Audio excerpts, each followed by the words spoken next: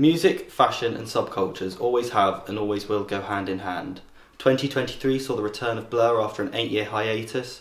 Pulp have just released their first album in over 20 years, and 2025 will forever be remembered as the year Oasis made their long-awaited return. But what is the role fashion has played in this?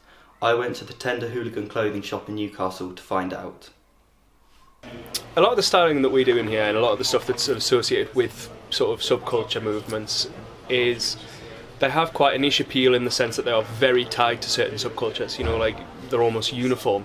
So, you know, you'd say like a Fred Perry or a Ben Sherman for the skinhead scene, it's going to be, it's a classic piece for that subculture, but they're also very generalist in some respects. So regardless of who you are, you're probably going to like a Fred Perry. Regardless of who you are, you're probably going to like a pair of Levi's jeans. You know, the DMs, they're pretty universal.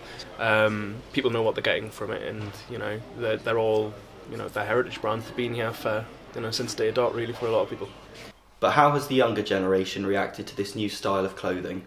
So I'd say that over the last sort of year or so, you've seen a kind of a greater uptick in sort of student-aged people coming through, and sort of a lot of that is to do with, you know, the resurgence of bands like Blur, Oasis, who have in their own time taken influences from, you know, stuff like the mod scene, and they've then taken that and ran with that, and now that they're kind of having a bit of a revival, that element of influence is still there, and that's then getting passed on to a new audience.